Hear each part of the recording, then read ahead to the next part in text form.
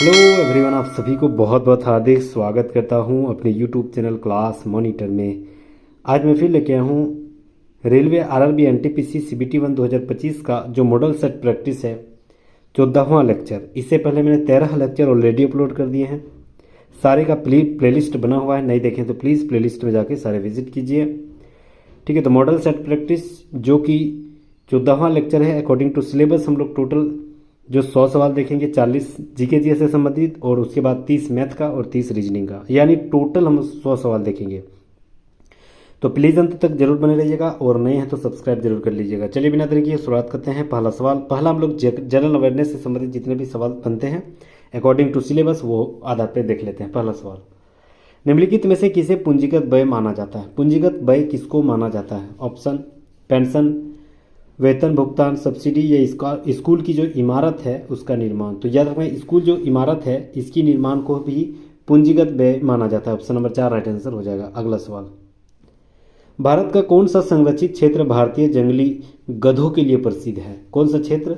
तो याद रखना है कच्छ का रण, यानी गुजरात में स्थित है। यह जंगली गधों के लिए फेमस है। तो ऑप्शन नंबर 3 बिल्कुल राइट आंसर हो जाएगा, कच्छ का रण। अगला सवाल, सरलतम सीपीयू अनुसूची कलन विधि क्या है? सरलतम सीपीयू अनुसूची विधि क्या है?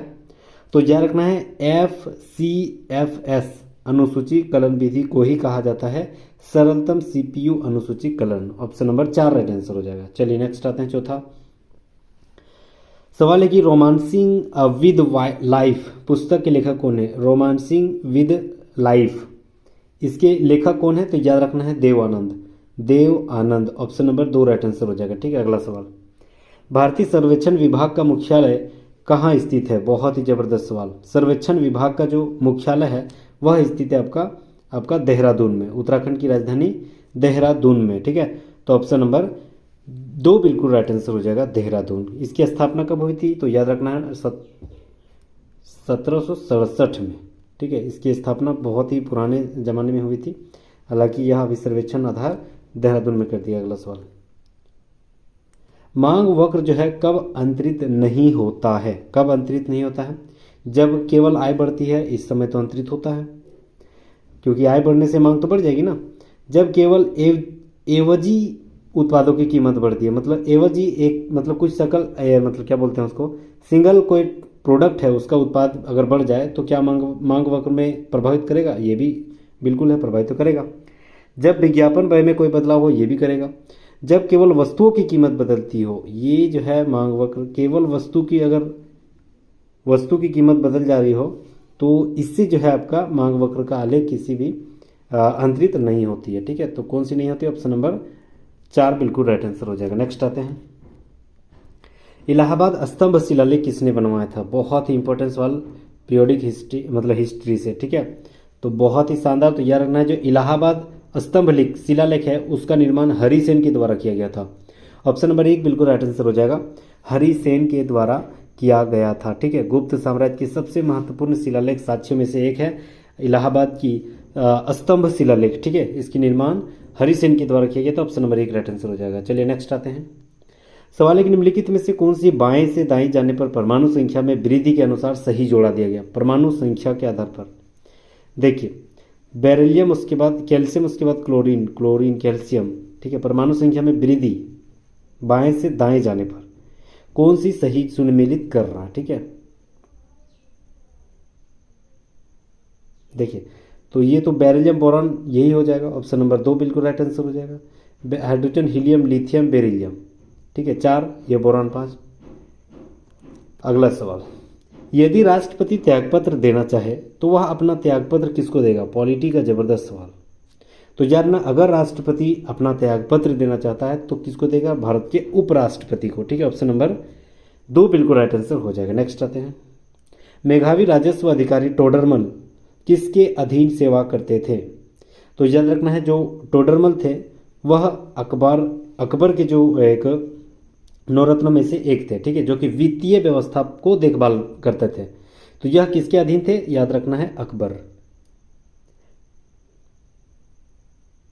टोडरमल अकबर के बाद, अकबर से पहले शेरशाह सूरी भी थे ना, तो शेरशाह सूरी के भी मतलब उसके भी अधीन सेवा किए हैं, ऑप्शन नंबर 1 राइट आंसर हो जाएगा। यहाँ अकबर नहीं है यानी शेरशाह सूरी भी हो जाएगा, ऑप्शन नंबर 1 राइट आंसर हो जाएगा। नेक्स्ट आते हैं, किसने स्वायत्त निवेश को प्रेरित निवेश से पृथक किया गया था?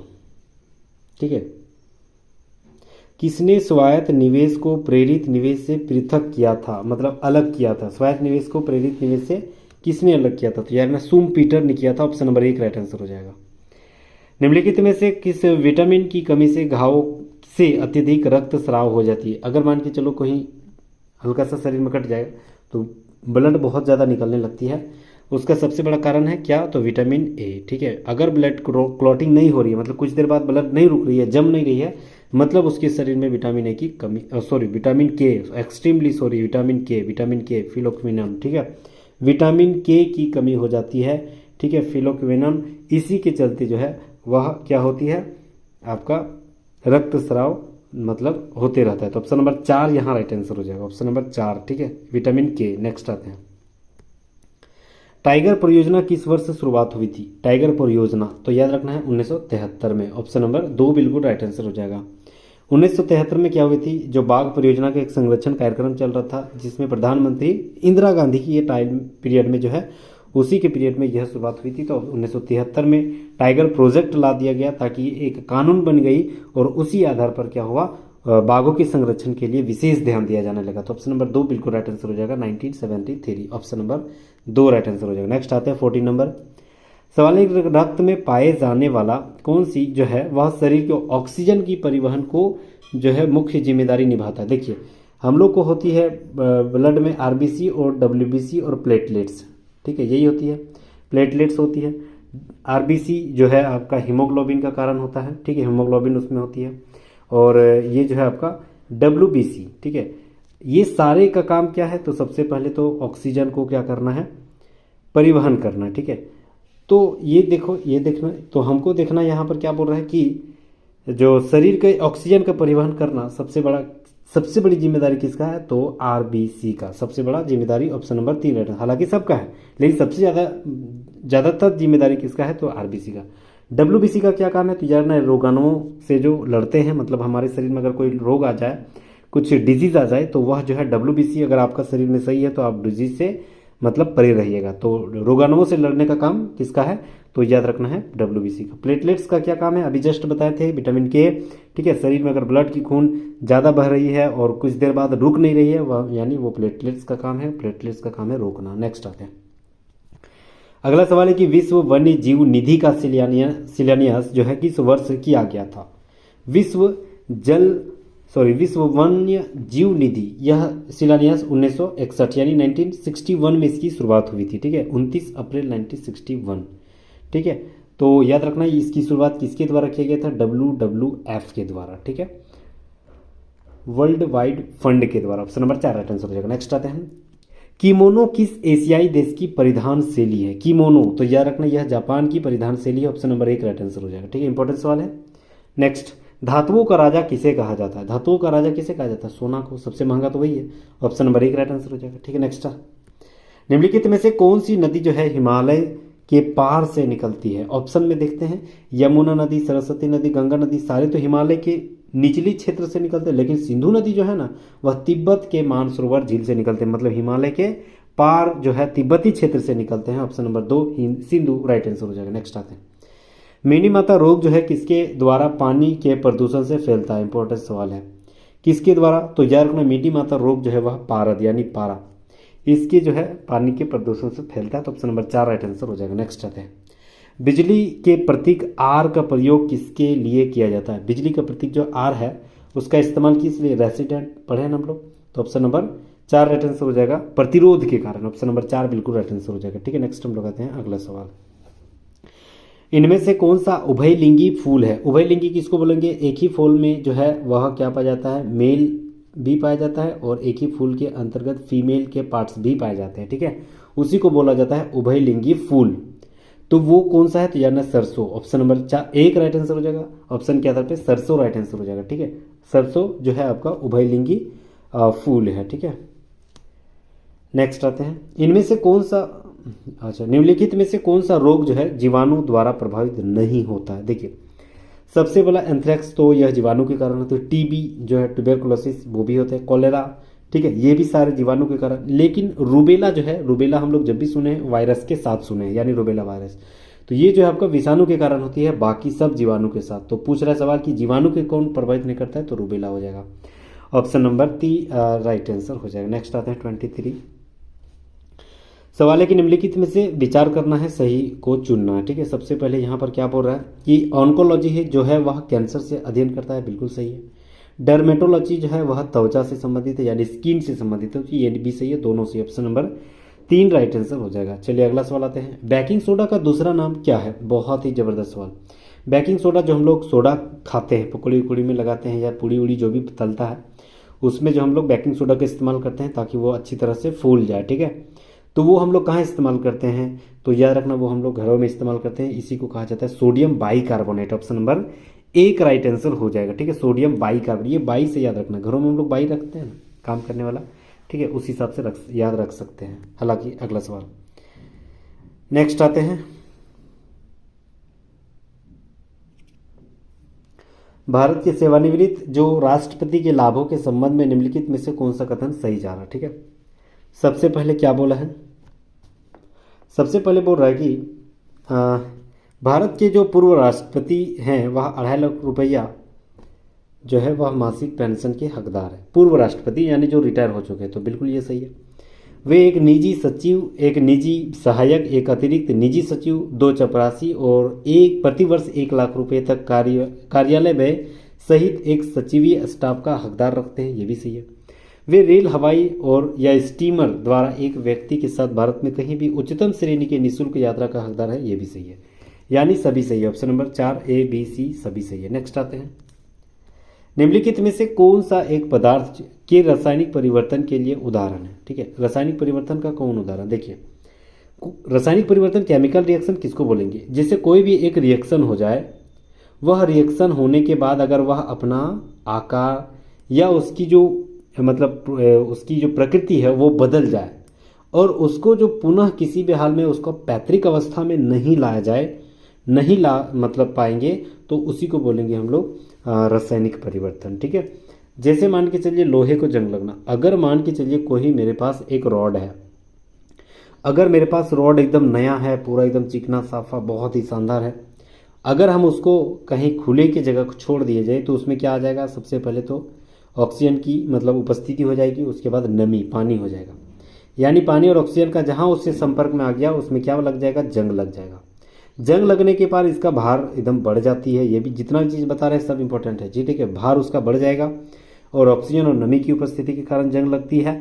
और याद रखना है ये जो है उसका कलर भी चेंज हो जाएगा। ठीक है, और ये जो है अपना पैतृक अवस्था, जो कि शुरुआत में हम जिस रूप में उसको लिए थे, खरीदे थे, उस पैतृक अवस्था में यह पुनः जो है नहीं आ पाएगा। पुनः उसको क्या, जंग को साफ करके हम बढ़िया से लोहा को साफ करके पुनः वैसे जो पहले जैसा था उसको हम वैसे कर सकते हैं? नहीं। तो ये क्या हो गया? एक रिएक्शन हो गया। ये रिएक्शन कैसा रिएक्शन कहलाता है? केमिकल रिएक्शन, हिंदी में बोलते हैं रासायनिक परिवर्तन। तो जो लोहे का जंग लगना एक रासायनिक परिवर्तन का बेस्ट उदाहरण। दूसरा, फलों का पकना। अगर मान के चलिए मेरे घर में आम है, ठीक है, अब आम है तो वह आम क्या हुआ, धीरे धीरे धीरे कच्चा था, अब धीरे धीरे उसी पेड़ में रह गया या कहीं भी घर में भी रख दिया तो धीरे धीरे पक गया। अब क्या पका हुआ आम पुनः कच्चा जैसा पैतृक अवस्था में था उस अवस्था में आएगा? नहीं, पुनः अपना पैतृक रूप में नहीं आएगा। मतलब फलों का पकना भी एक क्या है? रासायनिक परिवर्तन। नेक्स्ट आते हैं, अंडे का ऑमलेट बनना। क्या ऑमलेट से फिर अंडा बनेगा? नहीं, यानी ये भी क्या है? रासायनिक परिवर्तन है। तो ऑप्शन नंबर 4 सभी रासायनिक परिवर्तन। नेक्स्ट आते हैं, गांधी के बाद भारत एक पुस्तक किसकी द्वारा यह लिखा गया? तो यह रखना, यह रामचंद्र गुहा के द्वारा लिखा गया। ये अगर सवाल बनता है तो ये BBI सवाल है, बहुत इंपॉर्टेंट सवाल है यह। गांधी के बाद भारत, ठीक है, यह पुस्तक लिखे थे कौन? रामचंद्र गुहा के द्वारा। ऑप्शन नंबर 2 राइट आंसर हो जाएगा। नेक्स्ट हम लोग आते हैं 28। सवाल है कि ग्राम पंचायत और ग्राम सभा की बैठक है किसके द्वारा आह्वान किया जाता है? तो याद रखना इसका आह्वान जो है वह ग्राम पंचायत के सचिव के द्वारा किया जाता है। ऑप्शन नंबर 3 राइट आंसर हो जाएगा। और अध्यक्षता उसके ग्राम पंचायत के अध्यक्ष के द्वारा किया जाता है। नेक्स्ट आते हैं, निम्नलिखित में से कौन सा एक सौर मंडल का भाग नहीं है? कौन सा एक सौर मंडल का भाग नहीं है? सबसे पहले क्षुद्र ग्रह तो सौर मंडल का भाग है, उल्का पिंड भी है, चंद्रमा भी है, इनमें से कोई नहीं। ऑप्शन नंबर 4 राइट आंसर हो जाएगा। उस अंग को नाम दें जो भ्रूण विकसित करता है। भ्रूण विकसित का सबसे बड़ा योगदान किसको जाता है? तो यानी फिलोपियन ट्यूब, गर्भाशय। ऑप्शन नंबर 2 बिल्कुल राइट आंसर हो जाएगा। नेक्स्ट आते हैं, अगला सवाल है कि एक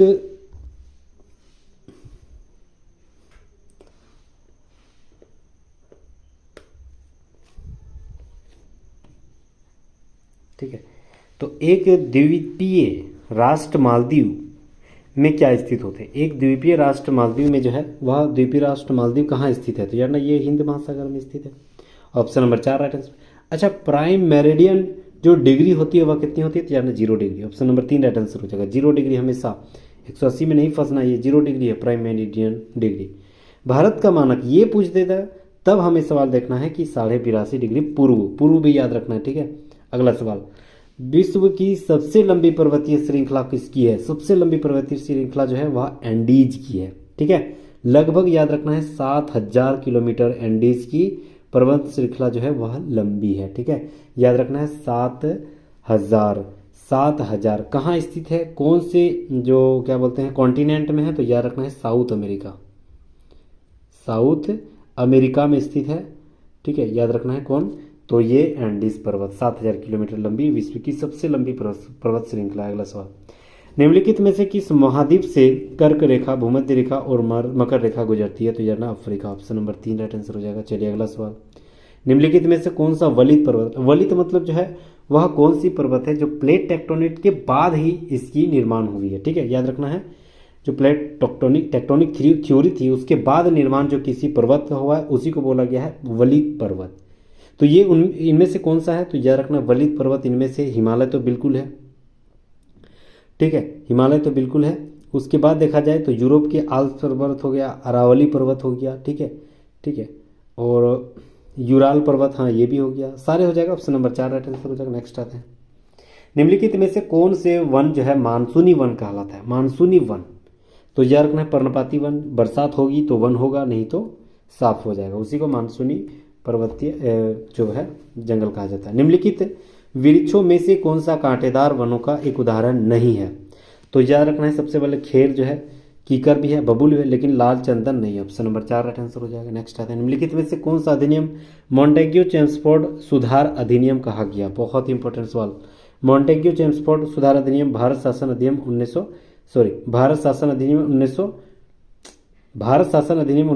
को कहा गया था। ऑप्शन नंबर 2 राइट आंसर हो जाएगा। भारत शासन अधिनियम 1919 को कहा गया था। ठीक है, 1909 वाला तो मार्लियामेंटो सुधार था। ठीक है, तो ऑप्शन नंबर 2 राइट आंसर हो जाएगा। नेक्स्ट आते हैं, उस प्रकार के मौसम की पहचान करें जो भारत के 4 मौसमों का हिस्सा कौन सा नहीं है? तो सबसे पहले सर्दी का मौसम तो भारत का हिस्सा है, गर्मी का भी है, दक्षिण पूर्व मानसून मौसम ये भी है, दक्षिण पूर्व जो है मानसून यह मौसम भारत की नहीं है। ऑप्शन नंबर 4 अलग है। नेक्स्ट आते हैं, चलिए 40 सवाल हम लोग जीके जी से संबंधित देख लिए सवाल। अब हम लोग आते हैं मैथ का बहुत ही ज़बरदस्त विश्लेषण के साथ बनेंगे, और जो भी जितना भी हो सके शॉर्ट ट्रिक्स वो देखेंगे, जहाँ सूत्र का डिमांड होगा वो देखेंगे, जहाँ बेसिक का इस्तेमाल होगा वो देखेंगे। ठीक है, तो प्लीज़ अंत तक जरूर बने रहिएगा। इसके बाद 30 सवाल जो है सारे अकॉर्डिंग टू सिलेबस, सारे चैप्टर वाइज क्वेश्चन दिया गया है। उसके बाद हम लोग फिर हम लोग इसी तरह 30 जो है रीजनिंग का भी सवाल देखेंगे। चलिए, सबसे पहले दे दिया अंडर रूट 1681। 1600 जो 81 है यह किसका स्क्वायर है? तो याद रखना है 1600 जो 81 है ना वह 41 का स्क्वायर है, यानी इसके जगह रूट अगर हटाएंगे तो 41 हो जाएगा, प्लस अंडर रूट 8 प्लस 41 हो गया। तो ये दोनों को जोड़ेंगे तो 49, फिर रूट हटाएंगे तो किसका रूट है? इसका स्क्वायर है, तो याद रखना है 7 का। ऑप्शन नंबर 4 राइट आंसर हो जाएगा। नेक्स्ट आते हैं, हामिद और क्लीमेंट और गणेश। एक हामिद है, एक क्लीमेंट है और एक गणेश है। ये तीनों का वेतन जो है वह अनुपात है 3:5:7। ठीक है, अब बोल रहा है कि गणेश को हामिद से 916 रुपये अधिक मिला। गणेश जो है ना वह हामिद से 916 मिला ज़्यादा, यानी यहाँ परसेंटेज में अनुपात में कितना ज़्यादा है? 4 ज़्यादा है। अनुपात में 4 ज़्यादा है, रुपये में कितना ज़्यादा है? 916, मतलब 4 बराबर 916 लिख दिए। अब बोल रहा है क्लीमेंट का वेतन क्या है? क्लीमेंट का जो वेतन है वह अनुपात कितना है? 5, तो वही लिखना है 5 बराबर वाट एक्स। ठीक है, क्रॉस मल्टीपल करेंगे तो 4 से इसको काटेंगे, 4 एकम 4, 4 दूनी 8, 1 बच गया 11 हो गया, मतलब 4 दूनी 8, फिर हो गया, मतलब 3 4 9 36, फिर 9 को इससे 5 से गुना करेंगे, 9 5 45, 4 बचा, 5 दूनी 10, 4 14 1, 5 दूनी 10 और 11, मतलब 1145 राइट आंसर हो जाएगा। ठीक है, तो 1145 ऑप्शन नंबर 3 बिल्कुल राइट आंसर हो जाएगा। नेक्स्ट आते हैं। बोल रहा है एक दूध वाला 20% लाभ कमाता है यदि वह दूध की मात्रा मूल मात्रा में 10% पानी मिला देता है तो जो है वह लाभ प्रतिशत है। देखिए 10% पानी मतलब वो तो मिला दिया पानी, तो मतलब दूध का लाभ ही हुआ ना, वो दूध का लाभ ही होगा। यानी अगर मान के चलिए 100% कोई भी मान लेते हैं, ठीक है, उसका दूध का, अब बोल रहा है कि 20% ज़्यादा हो गया तो 120 हो जाएगा। अब इसमें 10% की पानी मिला दिया यानी 10% का लाभ भी हो गया, यानी 110/100। ठीक है, तो ये हो गया आपका 2020, 11 दूनी 22। ठीक है, अब 3 बचा, सॉरी 2 बचा, 11 एकम 11 और 2 22, 11 एकम 11 और 2 हो गया आपका कितना हो गया, 12 एकम 12, 1 बचा, 12 एकम 12 रखते रहो, हाँ इतना हो गया 132। शुरू में माने थे 100, अब हो गया 132, यानी कितना ज़्यादा बढ़ रहा है 32%। तो ऑप्शन नंबर 1 राइट आंसर हो जाएगा। ठीक है, नेक्स्ट आते हैं। समकोण त्रिभुज समकोण प्रिज्म की जो ऊंचाई ज्ञात करें जिसके पार्श्व पृष्ठ का क्षेत्रफल 143 वर्ग सेंटीमीटर है, जिसके आधार का परिमिति भी 3 सेंटीमीटर दे दिया है। ठीक है, देखिए सबसे पहले क्या करना है, समकोण त्रिभुज की हम लोग जो ऊंचाई अगर ज्ञात करना है, तो ऊंचाई बराबर क्या होती है, देखिए ऊंचाई समकोण त्रिभुज का जो आधार का परिमिति है ना, यहां से सवाल बनता है। ठीक है, देखिए समकोण त्रिभुज का आधार का परिमिति बराबर क्या होती है, तो याद रखना पार्श्व पृष्ठ का क्षेत्रफल। ठीक है, तो आधार का परिमिति क्या होती है, आधार का परिमिति क्या होती है, तो वही आधार का परिमिति जो है वह दे दिया गया आपका 13, और इसके साथ ऊंचाई लिख देंगे इजिकल टू, इसका मान दे दिया है 13, अब पार्श्व पृष्ठ का क्षेत्रफल दे दिया गया 143, इसके साथ ऊंचाई हमेशा रहेगा, एच इधर रहेगा, यानी ये 13 एकम 13 और 13 एकम 13, यानी 11 centimetre. Option number 2 right answer हो जाएगा। नेक्स्ट आते हैं। एक तीरंदाज जो है लक्ष्य को किसी निश्चित प्रतिशत दक्षता को वेध सकता है, यदि मौसम तूफानी हो जाए तो उसकी दक्षता 20% घट जाती है। ठीक है, मतलब अगर कोई भी चीज़ जो है यदि मौसम की 20% घट जा रही है तो लक्ष्य जो वेधन क्षमता रखा गया है वह P मान लेते हैं, उसमें 20% घट गया, यानी कितना हो गया 80%, 80% हो गया। अब बोल रहा है कि इसमें 350 में 196 बार लक्ष्य वेधता है, जब मौसम सामान्य स्थिति हो तो 250 शॉट में उसकी वेधन क्षमता की दर क्या हो जाएगी। ठीक है, देखिए तो अगर मान के चलिए इस P का जब हम 20% कम कर दिए तो मेरा कितना हो गया 350 टोटल का मान था, उसमें से 196 बार सही वेध मार देता है। ठीक है, तो ये क्या है 20% है, यानी प्रतिशत इधर भी है तो प्रतिशत इधर भी, प्रतिशत देखने के लिए हमको 100 से गुना करना पड़ेगा। यहाँ तक समझ गए। अब ये 1 0 ये 1 0 अगर कटेगा, ठीक है, ये 1 0 और ये वाला 1 0 कटेगा, 5 का पहाड़ा अगर 7 बार में काटेंगे और 5 का पहाड़ा इधर 20 बार में काटेंगे। ठीक है, 7 का पहाड़ा 7 दूनी 14 इधर हो गया और 7 8 56, यानी 25 बार में कटेगा। उधर हो गया 4 2 बार में, 4 इधर 20 5 बार में। ठीक है, उसके बाद हो गया 25 5 125 बटे इधर 2 नीचे आ गया, 125 बटे नीचे 2 हो गया। अब बोल रहा है कि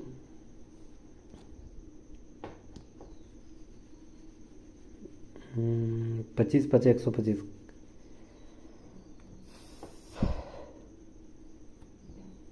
कहाँ मिस्टेक हुआ है, देखिए नीचे नीचे अगर मान के चलिए 100 1 0 1 0 काट दिए थे तो 7 से 196 कट रहा है, 7 दूनी 14 और 5 56, 7 8 56 होती है, बिल्कुल गलती किए हैं, 28 होगा ये।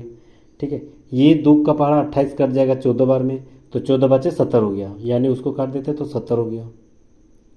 ठीक है, 14 बचे 70 हो गया। टोटल जो है वह 250 शॉट मारना है, उसकी वेधन दर क्या हो जाएगी। अगर 300 में 350 में 196 मारे तो वो 70 का दर था, तो 250 में वो 70 के दर से ही हम लोग 250 में बैठा देते हैं, तो वही शॉट निकल जाएगा। तो टोटल लिखेंगे दर को ऊपर में और टोटल का मान 250 कर देते हैं। तो ये 10 हो जाएगा, ठीक है। और जो है वह नहीं 250 का 70% ये हिसाब से निकालना पड़ेगा। दर तो परसेंटेज में दिया ना, तो 70% के हिसाब से निकालेंगे। तो 250 का 70% ये हो जाएगा 2020, ठीक है। तो 25 7 175, ऑप्शन नंबर 3 राइट आंसर हो जाएगा। नेक्स्ट आते हैं। चलिए, बहुत ही शानदार सवाल है, ठीक है। ये सवाल डेफिनेटली मिक्सर का बहुत ही उम्दा सवाल है। 1 विलियन में सिरका और पानी का अनुपात जो है 5:3 है। विलियन में कितना भाग पानी से विस्थापित कर दी जाए ताकि विलियन में सिरका और पानी का जो बराबर मात्रा है वो हो जाएगा। बराबर मात्रा हमको ज्ञात करना है। देखिए, सबसे पहले टोटल मान कितना है, 5 3 8 हो गया, ठीक है। अब हमको ज्ञात करना है, अगर टोटल मान 5 है, 5 अगर विलियन में कोई भी सिरका की मात्रा है यानी 5x, और टोटल का मान 8 हो गया, ठीक है। 5x/8। अब इतना जो है वह पानी की मात्रा है, सॉरी सिरका की मात्रा था, सिरका की मात्रा है। टोटल का मान कितना है, टोटल 5 है सिरका का, तो 5 से घटा देंगे, मतलब शेष निकल जाएगा, ठीक है। दूसरी ओर जाएंगे। अब हम लोग जाते हैं पानी की आधार पर। पानी की मात्रा क्या है, टोटल हो गया पानी की मात्रा 3 और कुल का मान है 8, तो 3x/8। इसमें हम लोग निकाल देंगे जो प्रारंभिक मात्रा है 3, वो हम लोग निकाल देंगे, ठीक है। अगर हम वो वाला निकाल देंगे तो जो हम माने थे x, जो मतलब विलियन की जो मात्रा बदले थे उसमें यह x जुड़ जाएगा, तब क्या हो जाएगा, बीच में बराबर हो जाएगा, ठीक है। वही बोल रहा है कि विलियन की कितना भाग पानी विस्थापित कर दे, मतलब पानी विस्थापित कर दे, यहाँ से मिश्रण से निकाल के यहाँ डाल दे, ठीक है। तो उससे विस्थापित होने के बाद विलियन का सिरका और पानी की मात्रा क्या मतलब ज्ञात करना है। अब इसी को नीचे बराबर हो गया, मतलब x का मान यहाँ से निकालना। ये हो गया 8 × 40 -8 × 40x, 8 × 40, ये तो 5 ही हो जाएगा, 5x, ठीक है, बराबर। ये हो गया, नीचे तो 8 ही है, ठीक है, नीचे अभी 8 ही है। उसके बाद ये हो गया 8 × 24 -3x + 8x बटे नीचे 8 ही है, ये 8 कट जाएगा, ठीक है। इधर हो गया आपका 40, इधर हो गया आपका 24, यानी 40 और 24 इधर आएगा, तो टोटल का मान हो जाएगा 16, तो एक साइड कर देते हैं 16। ये 5x है और इधर 8x इधर माइनस में आएगा, और ये 8x, या इसको अगर 8x में 3x घटा देंगे तो 5x, ठीक है। तो ये 5x हो जाएगा, इधर 5x माइनस माइनस प्लस, यानी 10x टोटल हो जाएगा। तो x बराबर क्या निकलेगा, x बराबर निकलेगा आपका 16/10। x बराबर क्या निकला, 16/10। उसी का 8वां भाग निकालना है, क्योंकि टोटल का मान आता, तो 1/8 कर देंगे। 16 बटे जो है वह 10 × 1/8 कर देंगे। 8 दूनी 16, यानी 2/10, तो उसका भाग देंगे तो 1/5 राइट आंसर हो जाएगा, ऑप्शन नंबर 1, ठीक है। 1/5 जो है वह बराबर हो जाएगा। नेक्स्ट आते हैं। देखिए, 312 रुपये को 100 छात्रों के समूह में इस तरह बांटना है कि प्रत्येक लड़के को 360 रुपया और प्रत्येक लड़की को 240 रुपया मिला। तो बोल रहा है लड़कियों की संख्या ज्ञात करना है। देखिए, अगर लड़कियों की संख्या हम x मान लेते हैं, ठीक है, तो लड़कों की संख्या क्या हो जाएगा, 100 - x, क्योंकि टोटल का मान x था, ठीक है। अब बोल रहा है कि लड़कों का जो है ना 3.6 के रेट से पैसा मिला था, और लड़कियों का है 2.4, यानी यहाँ हो जाएगा 2.4, ठीक है। अब ये दोनों को जोड़ने के बाद मेरे पास कितना रुपया था, 312 रुपया, तो बराबर कितना हो जाएगा, 312 रुपया। इसको इससे गुना करेंगे, 3.6 को गुना करेंगे 100 से, तो याद रखना है पॉइंट के बाद 2 0, तो यानी ये हो जाएगा आपका 360। ये माइनस इधर 3x के साथ भी गुना होगा, यानी 3.6x plus 2.4x is equal to 312, ठीक है। अब देखना है 360 जो है वह 312 को ही इधर ले आते हैं, तो कितना बचेगा 48, तो 48 एक साइड कर देते हैं, ठीक है। 48, अब ये -3x और 0.2x उधर ले जाते हैं बराबर को, तो चिन्ह बदल जाएगा, यानी माइनस यहाँ आ जाएगा और यहाँ प्लस आ जाएगा, यानी 24x में 36x घटाना, यानी छोटा क्या गया माइनस हो जाएगा, तो हमको माइनस प्लस का टेंशन खत्म हो गया। तो बचेगा क्या 1.2, 12 दूनी 24, 12 36 होती है ना, तो 1.2x, यानी 12 को इससे काटेंगे तो 12 × 48, और पॉइंट के बाद एक जीरो हो जाएगा क्योंकि बीच में पॉइंट है, तो 40 बार में काट देगा, तो 40 राइट आंसर हो जाएगा ऑप्शन नंबर 3। नेक्स्ट आते हैं दो समीकरण 4x plus 4ky minus 6 equal to 0, X plus 6y minus 12 equal to 0। तो दो रेखिक जो समीकरणों के युग्म है वह k का मान ज्ञात करना है जिससे वे एक दूसरे को समांतर काटता हो। एक दूसरे को अगर समांतर काट रहा हो तो कैसा होगा, देखिए अगर मान के चलिए कभी सवाल ऐसे बोल दे कि एक दूसरे को समांतर काट रहा है तो हम लोग क्या लिखेंगे, a1 बट्टे a2 बराबर b1 बट्टे b2 not equal to c1 बट्टे c2। ठीक है, ये हो गया।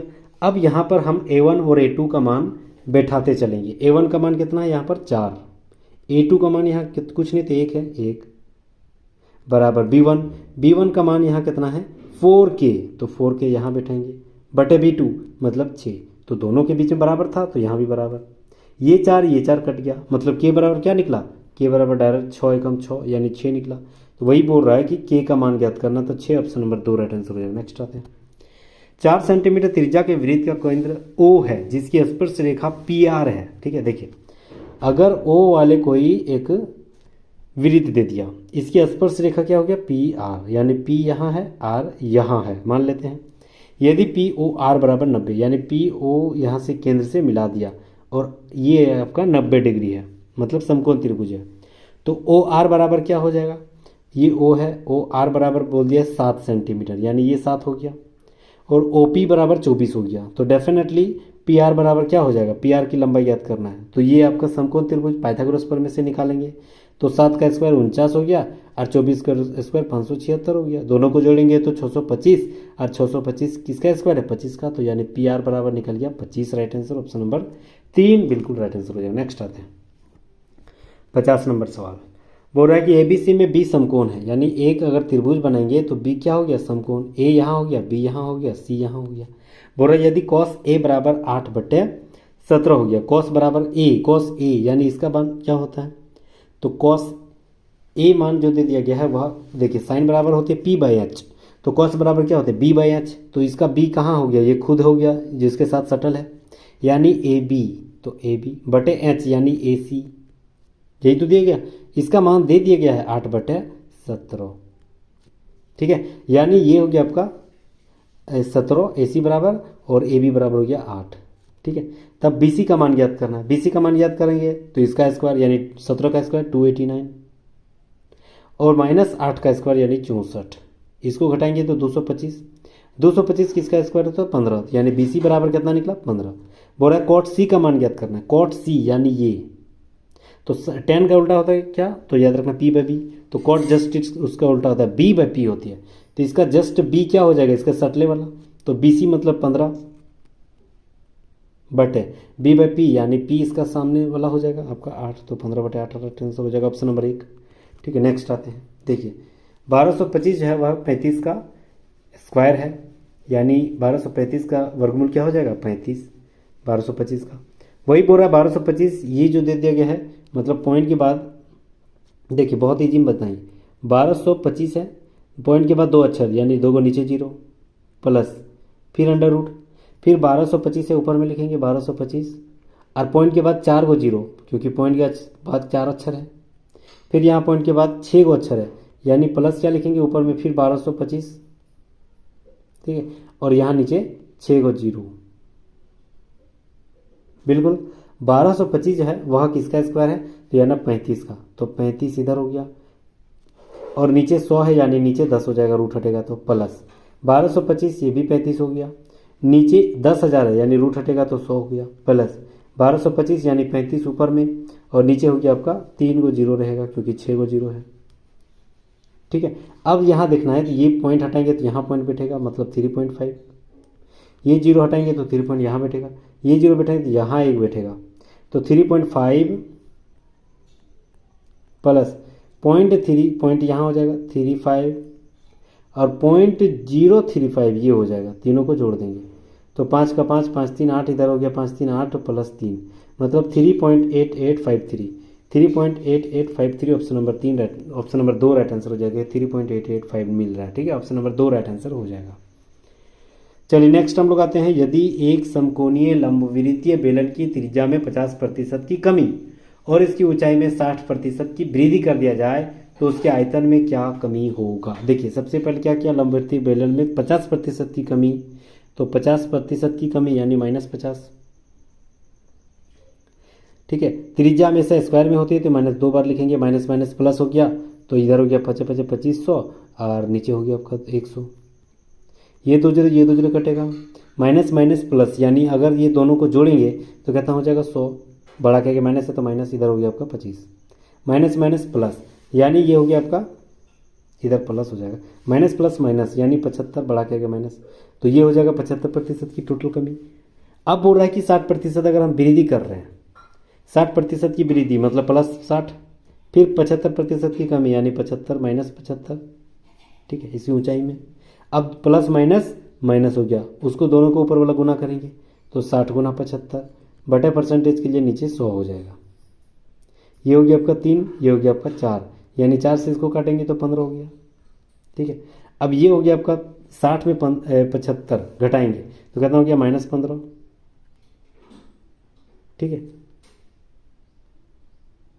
और ये हो गया 15 दिया 45, -45, तो माइनस माइनस प्लस यानी 60 हटेगा और बढ़ा के माइनस है तो यानी 60% की कमी हो रही है, कमी ही पूछा है तो ऑप्शन नंबर 1 60% की। नेक्स्ट आते हैं, 15 व्यक्तियों के एक समूह में 7 लड़के जर्मन, 8 व्यक्ति फ्रेंच और 3 व्यक्ति दोनों की पढ़ाई नहीं करते हैं। इनमें से कितने ऐसे व्यक्ति हैं जो दोनों जर्मन और फ्रेंच की पढ़ाई करते हैं, ठीक है। देखिए सवाल ज़बरदस्त है।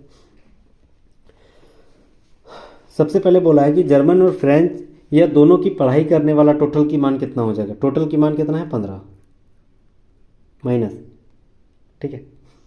दोनों की पढ़ाई ना करने वाला कितना है 3, तो दोनों को घटा देंगे तो कितना हो जाएगा 12, मतलब पढ़ने वाला 12 हो जाएगा।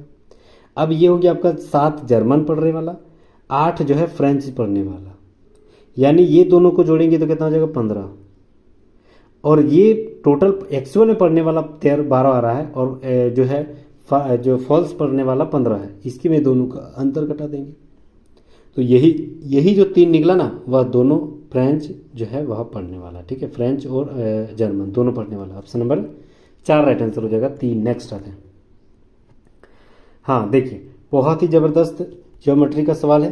देखिए अगर मान के चलिए साइन 25 डिग्री यहाँ पर दिया गया और साइन यहाँ 65 कॉस 65 दे दिया गया, साइन का जस्ट उल्टा होता है कॉस, और यहाँ 25 और यहाँ 65 दोनों को सम करेंगे तो कितना 90 डिग्री हो जा रहा है, यानी दोनों को अगर सम कर रहे हैं तो 90 डिग्री हो जा रहा है, यानी दोनों को जोड़ने के बाद एक ही हो जाएगा, ठीक है। वैसे ही यहाँ पर देखते हैं 65 और 25 ये दोनों का सम कितना हो जाएगा 90 हो जाएगा, यानी sine theta equal to cos 90 minus theta होती है ना, तो उस आधार पर देखते हैं तो इसका मान भी 1 हो जाएगा, यानी 1 इधर हो गया माइनस 1 इधर हो गया, दोनों को घटाएंगे तो 0 ही होगा। Option number 3। नेक्स्ट आते हैं, 10 विभिन्न स्थानों के चावल की कीमत और औसत 4.8 रुपये प्रति किलोग्राम है। एक सप्ताह बाद 3 स्थानों पर 20 पैसे प्रति किलोग्राम मूल्य चावल बढ़ जाता है और एक स्थान पर 10 पैसा कम हो जाता है, तो प्रति किलोग्राम चावल का नया जो औसत मूल्य है वो हमें दिखाना होगा, ज्ञात करना होगा, ठीक है। देखिए सबसे पहले बोल रहा है कि 10 विभिन्न स्थानों के चावल की कीमत जो है 4.85 है, तो सबसे पहले टोटल का हम लोग पैसा निकाल लेते हैं कि कितना पैसा खर्चा हुआ। 10 किलोग्राम खरीदें और प्रति किलोग्राम का दाम था 4.85, तो इसका दाम कितना हो गया 48.5 हो जाएगा, मतलब 48 रुपया, ठीक है, 48 रुपया। अब बोल रहा है कि इसमें जो है ना वह 20% की पहले 48 रुपया में जो दिया गया है उसमें क्या किया 20% की मूल्य बढ़ गया, मतलब 48 का 20% हो जाएगा यानी 20/100। फिर हो गया एक स्थान पर 10% की कमी हो गया यानी -10/100। उसके बाद बोल रहा है कि इसका अंतिम औसत मूल्य क्या हो जाएगा। देखिए सबसे पहले यहाँ हो जाएगा 48.5 प्लस ये जीरो काटेंगे तो 2/5 2/10 यानी 1/5 1/5 यानी 0.2 माइनस ये 1 0 यानी 0.1 हो गया। अब सारे को जोड़ेंगे, यहाँ 0.2 यहाँ 0.1, अब सारे को जोड़ेंगे तो ये हो गया 5 2 7 1 8 पॉइंट, ये हो गया 8 ये हो गया 8, यानी हो गया 48.8, 48.8 हो गया, यानी जो है 4.8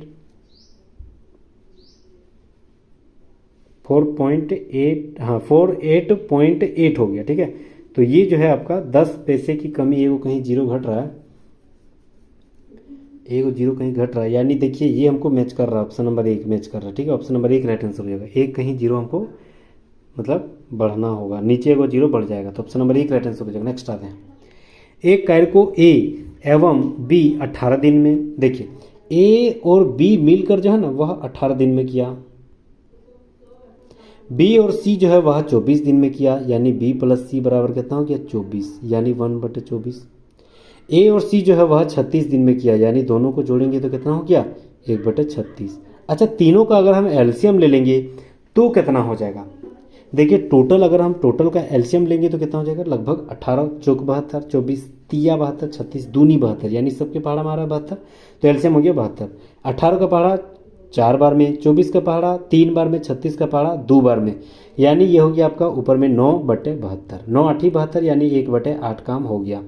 अब देखिए यहाँ ए और ए 2 बार है, बी और बी 2 बार है, सी और सी 2 बार है, यानी अगर मान के चलिए 2 बार मिलकर कम कर रहा था तो 1/8 दिन में, तो 2 बार मिलकर जब एक जन करेगा मतलब फिक्स से ज़्यादा टाइम लग जाएगा, क्योंकि आदमी घट गया ना, तो 2 यहाँ घटा देंगे, तो 8 दूनी 16 हो जाएगा। ऑप्शन नंबर 3 देखिए मैच कर रहा है, ऑप्शन नंबर 3 यहाँ 2 से गुना करना पड़ेगा, ये 2 अगर कॉमन ले लेंगे तो 2 उधर चल जाएगा तो नीचे चल जाएगा ना, तो 16 दिन ऑप्शन नंबर 3। नेक्स्ट आते हैं, यदि एक संख्या का 37.5% 900 रुपया है, तो बोल रहा है उस संख्या का 62.5% क्या हो जाएगा। देखिए अगर 37.5% यानी ये हो गया आपका 75%, 75/2%, यानी x का 75/200% बराबर क्या हो जा रहा है 900। ठीक है, अब देखना यहाँ पर कि x बराबर क्या हो जाएगा, x बराबर हमको निकालना है, यानी 900 गुना 200, 200 उधर गुना में हो जाएगा, और ये 75 जो है वह नीचे आ जाएगा। ठीक है, चलिए यहाँ तक समझ गए। अब ये देखिए 75 को अगर हम काटेंगे तो ये 12 बार में 900 कट जाएगा, और ये 12 और यहाँ 200, यानी 12 दूनी 24 और 2 को 0, 1200 हो गया एक्चुअल रेट उसका। सिमिलरली वहां बोल रहा है कि 62.62% उसका निकालना, किसका, जो उसका संख्या है, तो 2400 इसका निकालना है कितना 62.5%, 62.5 मतलब 12 दूनी 24 और 25, 125/2 हो जाएगा, यानी इसी का निकालेंगे 125/2 और परसेंटेज के लिए 100, नीचे 100, 200, ये 2 जीरो ये 2 जीरो कट गया, 2 का पारा इधर 12 बार में कट गया, 12 को हम लोग 125 से गुना कर देना है, तो 12 को 125 से गुना करेंगे तो 125 और 100 गुना करेंगे तो 125 और 100 1200 हो गया, और 125 और ये हो गया आपका 2 बार में गुना करेंगे तो टोटल में हो जाएगा आपका लगभग हो जाएगा 1500, ऑप्शन नंबर 3 राइट आंसर हो जाएगा। ठीक है, नेक्स्ट आते हैं।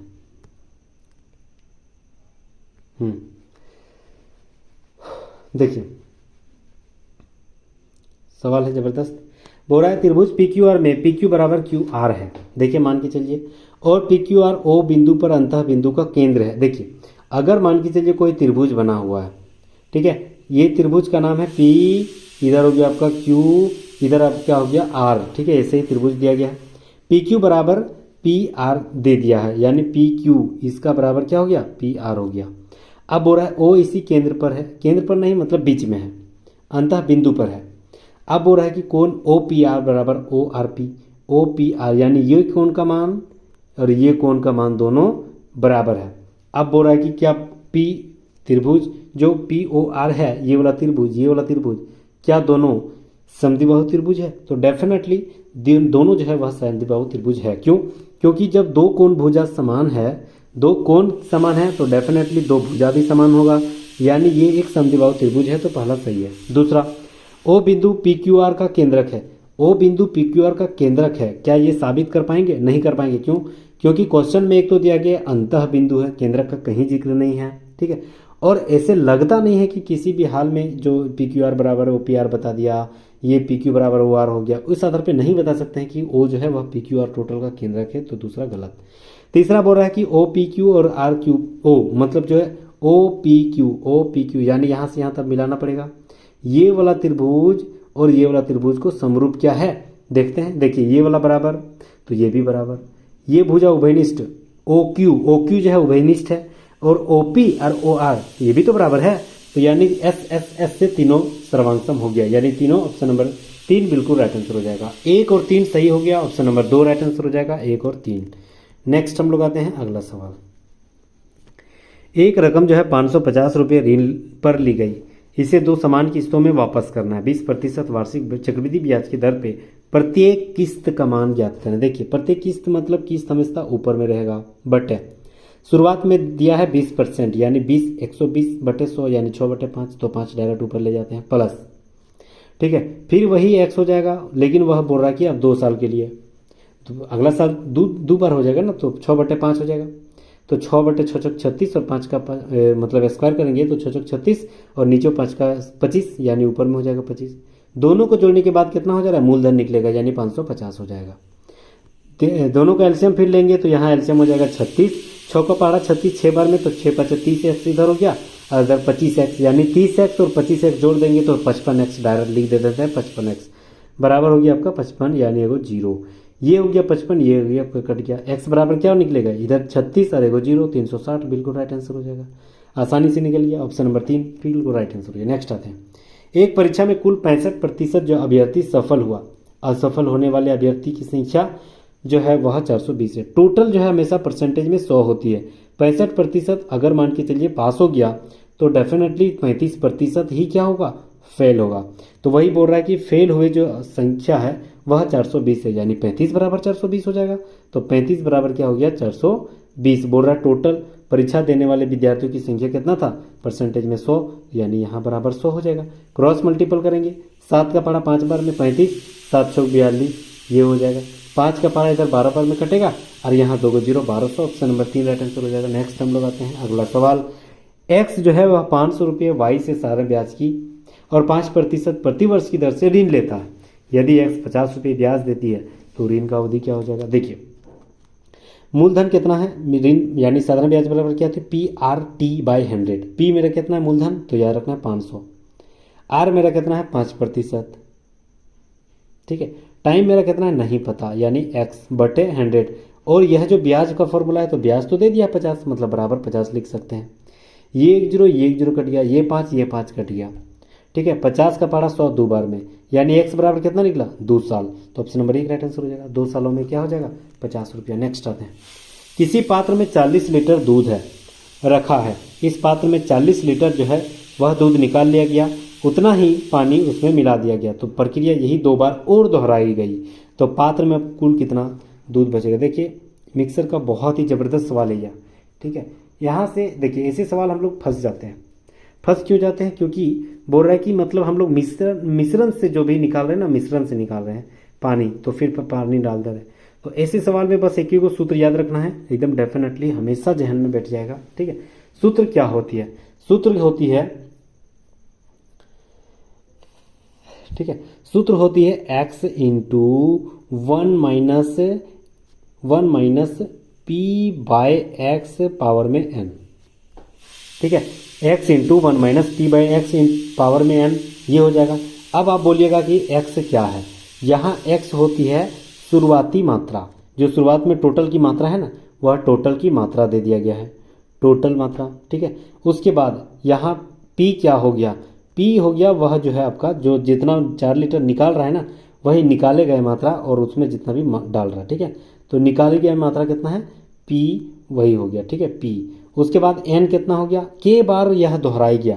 देखिए 2 बार और दोहरा गया, पहली बढ़िया से पढ़ना है, 2 बार और, यानी टोटल शुरुआत में और 1 बार दोहराया होगा, तब ना बोल रहा है कि 2 बार और दोहरा गया, मतलब टोटल 3 बार दोहरा गया। बढ़िया से पढ़ेंगे तो 2 बार नहीं सोचना यहाँ पर, ठीक है। अब इसी का फॉर्मूला यहाँ x बैठा देंगे।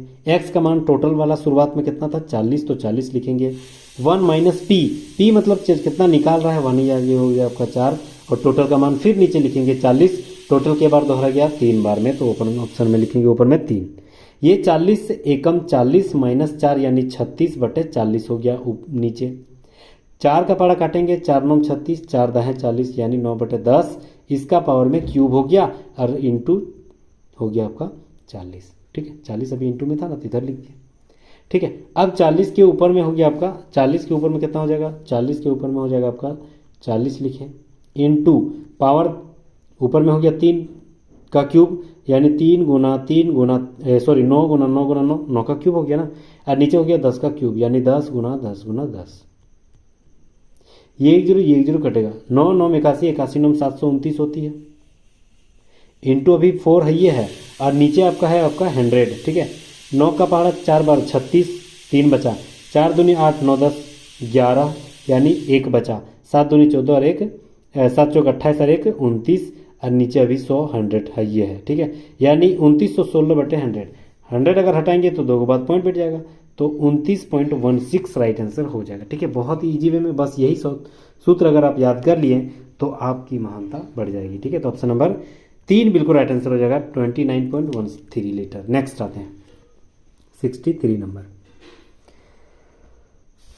देखिए सवाल जबरदस्त है, बोल रहा है कि ए एक साइकिल बी को 20% की लाभ पर दे दिया। कितना में शुरुआत बेचा था नहीं पता, 20% लाभ 20 को दे दिया, बी को दे दिया, यानी 120/100 इंटू बी ने सी को 25% की लाभ पर, यानी 125/100 हो जाएगा। फिर जो है वह सी ने कितना में खरीदा, 225, तो बराबर हो गया आपका 225 हो गया, ठीक है। अब यही एक्स का मान हमें ज्ञात करना होगा, बस बहुत ही ईजी सवाल है। तो सबसे पहले क्या करेंगे, ये देखिए 25 जो है काटते हैं 5 बार में, और ये 25 4 बार में, ये 1 0 ये 1 0, 4 का पड़ा इधर 3 बार में, ठीक है। ये 3 हो गया ऊपर में, ये 5 का पड़ा इधर हो गया, 5 20 और 5 5 25, ठीक है। 45 इधर हो गया, और यहाँ पर एगो 0 यानी 450, और इधर 3 का पड़ा इधर हो गया नीचे, यानी 3 5 3 15 45 हो गया, और एगो 0, यानी टोटल कितना निकला 150। ऑप्शन नंबर 4 बिल्कुल राइट आंसर हो जाएगा। नेक्स्ट हम लोग आते हैं अगला सवाल। एक सप्ताह के प्रथम 3 दिनों का औसत जो है वह तापमान 26.5 डिग्री सेल्सियस है, और अगले 3 दिनों का जो औसत तापमान वह 29 डिग्री सेल्सियस है। तो तब सप्ताह का टोटल जो है वह औसत हमें 27.4 मिला। टोटल का मान ज्ञात करें। देखिए बहुत इजी सवाल है, टोटल सप्ताह का कितना दिन होती है, 7 दिन, तो 7 गुना हो गया मेरा 27.4, क्योंकि यहाँ बोल दिया कि साप्ताहिक औसत कितना है 27.4। टोटल का मान हम लोग गुना कर देंगे, ठीक है। अगर हम टोटल का गुना करेंगे तो ये हो गया आपका, टोटल का मान गुना करने के बाद मेरा हो गया 7 चौक 28 7 7 49, ठीक है, और 2 51, और 7 19 14 और 5 19, यानी 1991.8 हो गया इसको गुना करने के बाद, ठीक है। अब यहाँ पर बोल रहा है कि प्रथम 3 का औसत कितना है 26.5, इसको अभी अलग रखते हैं 26.5, यानी 26.5 गुना 3 कर देते हैं, ठीक है। तो ये हो गया आपका 26.5 गुना 3, यानी 5 तिया 15, 1 बचा, 6 तिया 18 1 19, 2 2 6 1 7 700, ये हो गया 795, एगो बात पॉइंट। फिर यहाँ बोल रहा है अगले 3 दिनों का कितना है 29.5, यानी 29 तिया 87, यानी ये हो गया अगला 3 वाला 87, दोनों को जोड़ देंगे तो ये हो गया 5 पॉइंट, ठीक है। 5 पॉइंट हो गया, ये 9 7 16 के 6 हाथ में बचा 1, 8 8 16 यानी 166.5 हो गया। ये 3 3 6 दिन का, और ये 7 दिन का, तो बोल रहा आखिरी दिन का ज्ञात करना है। बस टोटल में हम लोग 6 दिन घटा देंगे, तो 166.5 हो गया, इसमें घटेगा तो ये 3 हो गया, इसमें घटेगा तो ये हो गया आपका 6 5 हो गया, और यहाँ बचेगा आपका 8 8 में 2 गया तो 8 में 6 गया तो 5, यानी 25.3, ऑप्शन नंबर 3 बिल्कुल राइट आंसर हो जाएगा। नेक्स्ट आते हैं अगला सवाल, बहुत ही जबरदस्त सवाल। देखिए 7 दूनी 14 और 1 15/2, यानी इसका मान निकला 15/2, तो 15 और 2 डायरेक्ट ऊपर लिख देते हैं, 15 चौक 60 और 2 62/15 हो गया, यानी 62/15, ये 15 डायरेक्ट यहाँ लिख देते हैं, यहाँ 15, और नीचे टोटल का मान कितना निकला 62 तिया, तो 3 दूनी 6 6 6 तिया 18, मतलब ये हो गया आपका 62 तिया 6 तिया 18 180, और 3 दूनी 6 186, और फिर 15 जोड़ देंगे, यानी ये हो गया आपका 15 जोड़ देंगे तो 3 से गुना करने के बाद 1 प्लस टोटल यहाँ 1 प्लस 1 बटे ये हो गया 186, और 15 जोड़ देंगे तो 186 6 5 186, और ये 15 जोड़ देंगे, ठीक है, तो ये हो गया आपका 201, ठीक है, बटे कितना हो गया 62। ये 62 फिर ऊपर ले जाएंगे, यानी 1 प्लस 62 बटे 201 हो गया। अब फिर इसको जोड़ेंगे, 201 एकम 201 और 62 जोड़ देंगे तो टोटल कितना हो गया 263 बटे 263 बटे 201, यही हो गया 263 बटे 201। अब ऊपर में सबसे ऊपर में 1 है तो ये ऊपर वाला ऊपर चल जाएगा, नीचे वाला ऊपर चल जाएगा, यानी ऊपर कितना हो गया 201 बटे 263, 201 बटे 263, 201 बटे 263। ऑप्शन कहीं मैच कर रहा है, 201 बटे 263 मैच नहीं कर रहा है तो ऑप्शन नंबर 4 राइट आंसर हो जाएगा। ठीक है, चलिए नेक्स्ट हम लोग आते हैं अगला सवाल। यदि किसी एक विद्युत का परिधि 3 पाई है, यानी 2 पाई आर बराबर कितना दे दिया 3 पाई। ठीक है, अब बोल रहा है कि यह कम होकर, अब इसका आर निकालना है, पाई पाई कट जाएगा तो आर बराबर कितना हो गया 3 बटे 2। क्षेत्रफल क्या निकलेगा पाई आर स्क्वायर, यानी 3 तिया 9 बटे 2 दूनी 4, यानी 9 पाई बटे 4 हो गया। बोल रहा यही जो है ना, जो 3 पाई था उसका परिधि वह सिर्फ पाई कर दिए, यानी 2 पाई आर बराबर कितना सिर्फ पाई हो गया, यानी ये पाई कट गया, आर बराबर कितना हो गया, ये 2 इधर गुना में इधर आ जाएगा तो भागा में, यानी पाई बराबर 1 बटे 2 निकला। तो पाई आर स्क्वायर, यानी पाई इसका क्षेत्रफल निकालेंगे तो पाई आर स्क्वायर, पाई 1 का स्क्वायर 1 और स्क्वायर यानी 2 दूनी 4, यानी 4 बटे पाई हो गया, 4 बटे पाई हो गया, सॉरी पाई बटे 4।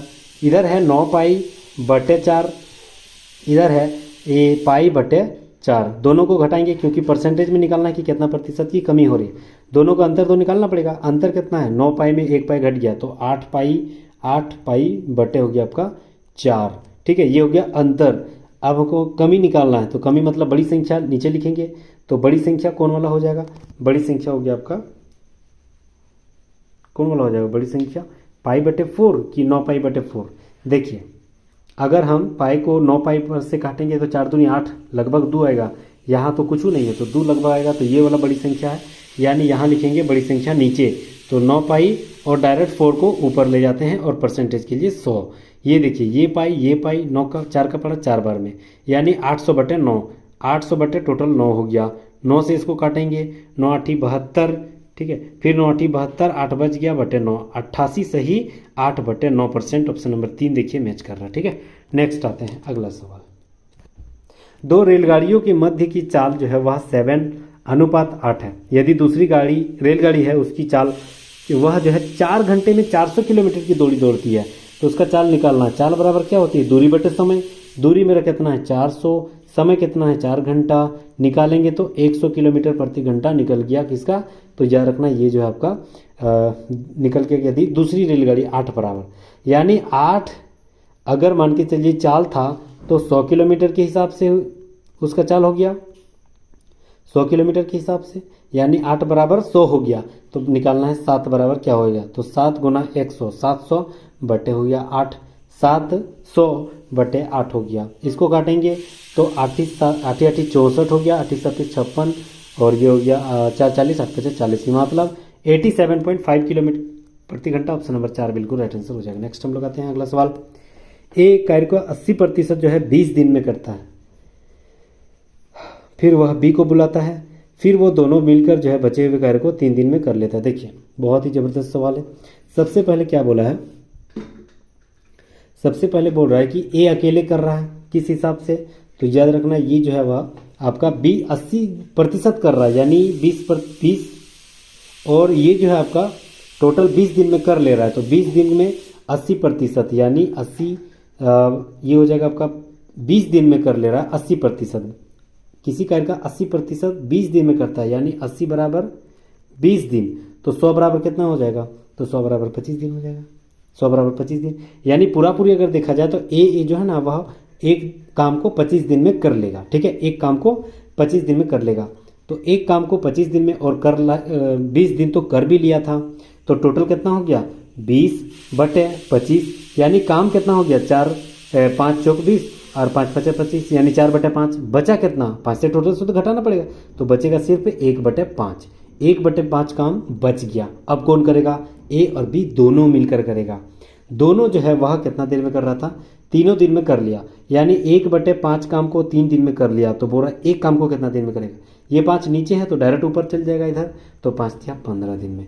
जो बी जो है अकेले उस कार्य को कितना दिन में करेगा, दोनों मिलकर 15 दिन में कर लिया, ए अकेले 5 दिन में कर लिया।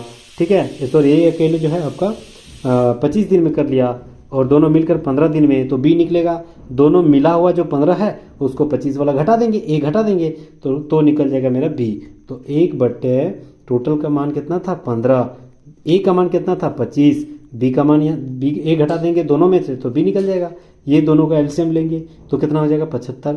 15 का पहाड़ा 5 बार में और 25 जो है 3 बार में, 5 में 3 गया तो 2, इसको काट देंगे तो 37.5, ऑप्शन नंबर 3 बिल्कुल राइट आंसर हो जाएगा। नेक्स्ट हम लोग आते हैं अगला सवाल, बहुत ही ज़बरदस्त पाइथागोरस प्रमेय से 2 सवाल डेफिनेटली रहेगा, ठीक है, हर मैथ में, तो ये सब ध्यान रखना है। यहाँ सवाल बन रहा है कि डीडी जो मार्च में है, जो डीडी दिया गया है मार्च की 240 यहाँ पर दिया गया, ठीक है, उसका मई के जूट प्रकर्षण में कितना प्रतिशत है। मई का जूट में, मई का जो है वह जूट का, मई का जो है वह कितना है डीडी में, तो 440, यही कितना प्रतिशत है, आधा है। देखिए ना, जो 240 है, 480 का कितना प्रतिशत है, परसेंटेज लीजिए 100, ये 2 बार में, ये 200 हो जाएगा 50%, ऑप्शन नंबर 3 50% है।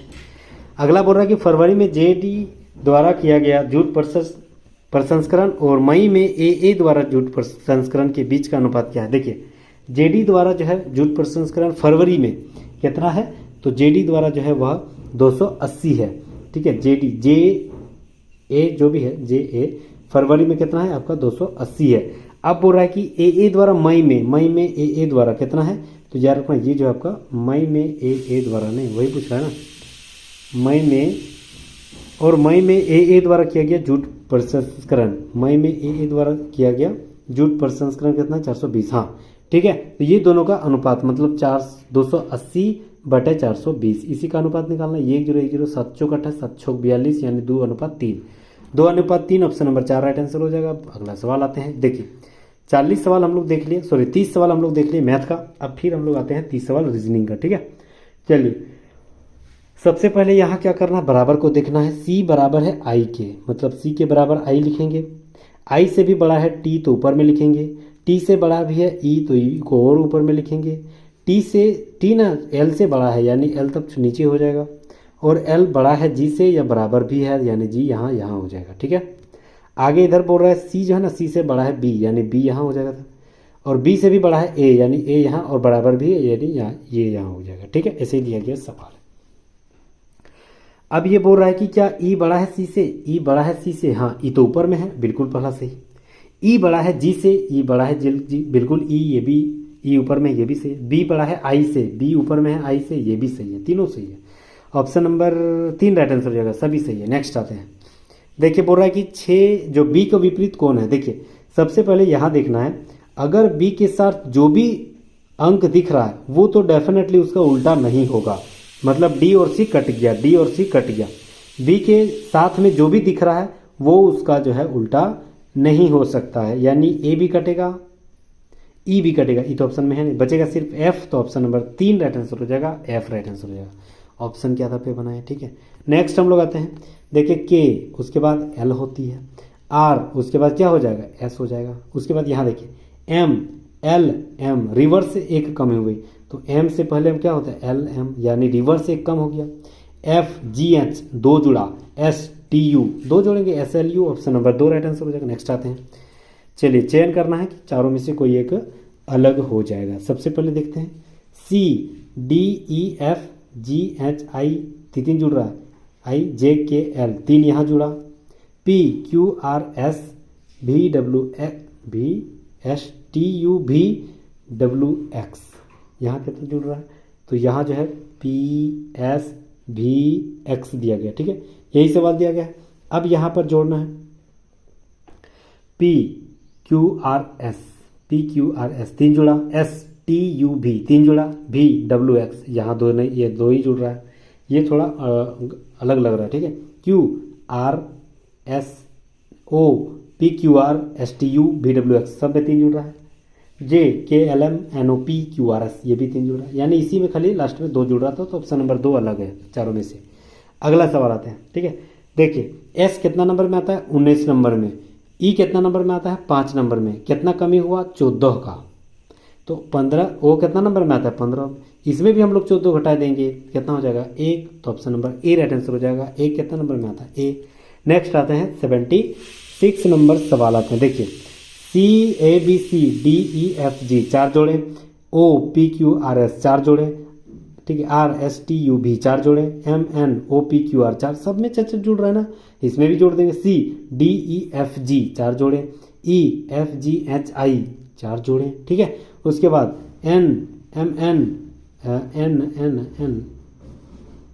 MNOPQR हो जाएगा, 4 जोड़ेंगे, ठीक है।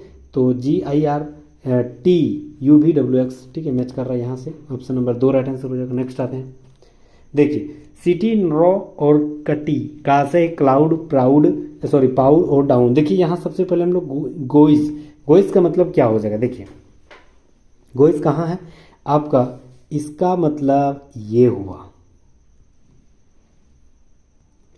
इसका मतलब ये हुआ,